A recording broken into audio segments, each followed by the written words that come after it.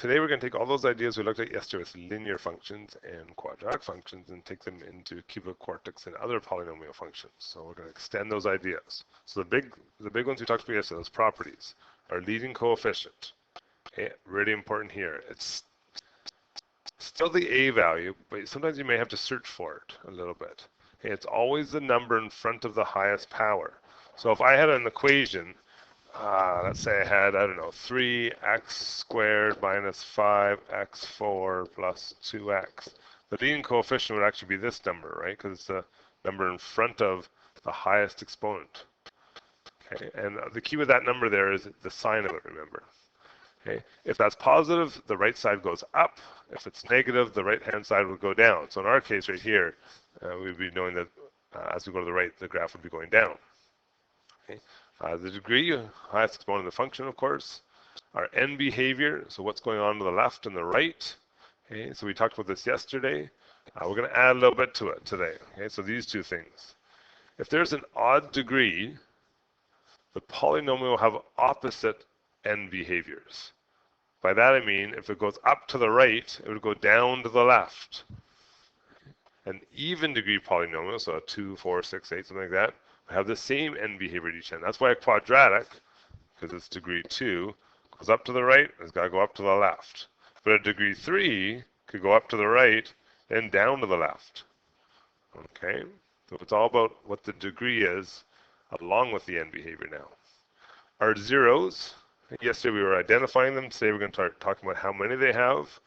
So whatever your degree is, that's how many zeros you can have. So think about yesterday, a linear thing has degree 1, it's only ever got 1 0. A quadratic, degree of 2, could have 2 zeros. Now notice the words up to, doesn't mean you have to have 2 zeros. A quadratic could look like this, could have no zeros. All odd degree polynomials, so linear, cubics, they must have a 0. And the reason why, it goes back to this idea up here about opposite end behaviors. A degree of 3 could start down to the right and go up to the left. Well, somewhere it's going to have to cross the x-axis, right? So it has to have at least 1 0.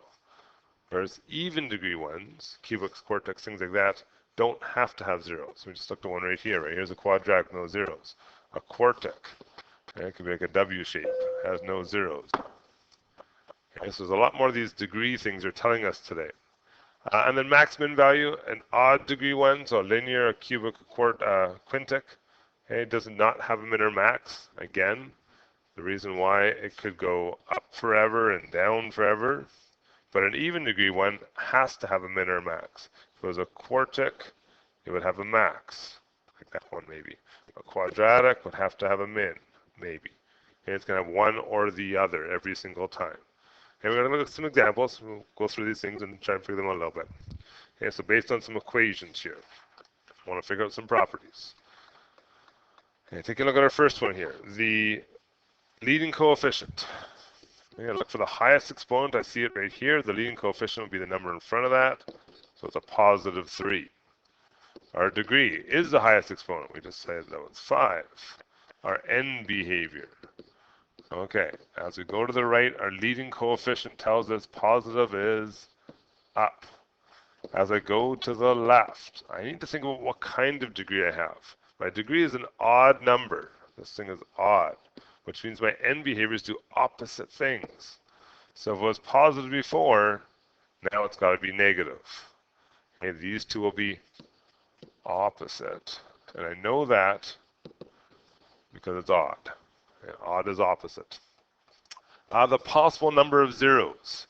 We said you can have up to the exponent, the highest degree, number of zeros. So this could have up to 5 zeros.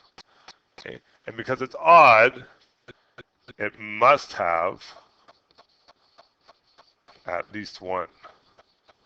So you can write it down like this, or you can say 1 to 5, because somewhere in there it's going to be what you have to have.